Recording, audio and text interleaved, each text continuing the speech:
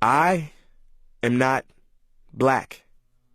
I mean, that's what the world calls me, but it's not me. I didn't come out of my mother's womb saying, "Hey everybody, I'm black." No, I was taught to be black, and you were taught to call me that, along with whatever you call yourself. It's just a label.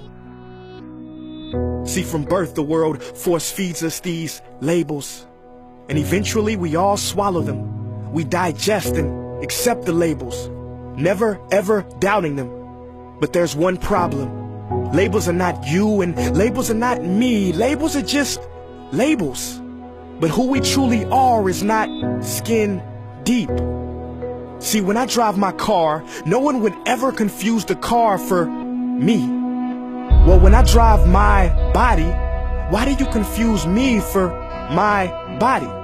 It's my body. Get it? Not me. Let me break it down. See, our bodies are just cars that we operate and drive around. The dealership we call society decided to label mine the black edition, yours the Irish or white edition.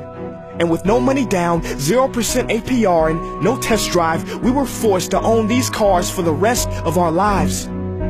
Forgive me, but I fail to see the logic or pride in defining myself or judging another by the cars we drive. Because who we truly are is found inside.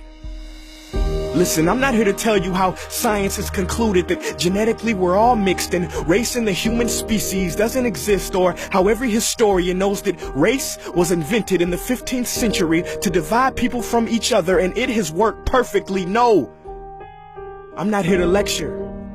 I just want to ask one question. Who would you be if the world never gave you a label? Never gave you a box to check?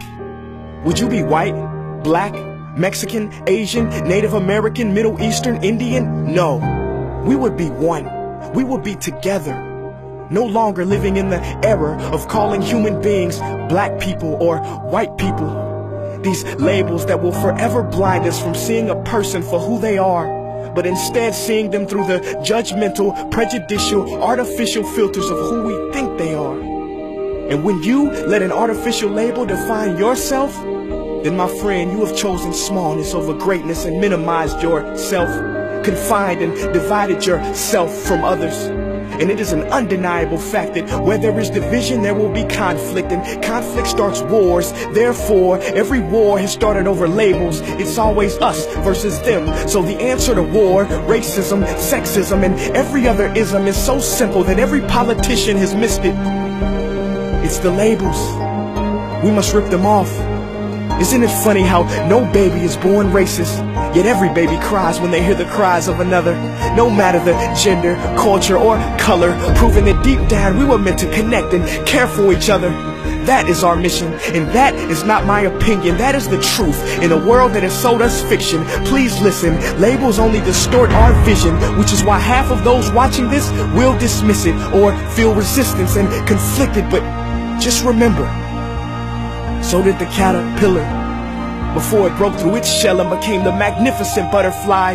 Well, these labels are our shells, and we must do the same thing so we can finally spread our wings. Human beings were not meant to be slapped with labels like groceries and supermarkets. DNA cannot be regulated by the FDA. We were meant to be free, and only until we remove them all and stop living and thinking so small will we be free to see ourselves and each other for who we truly are.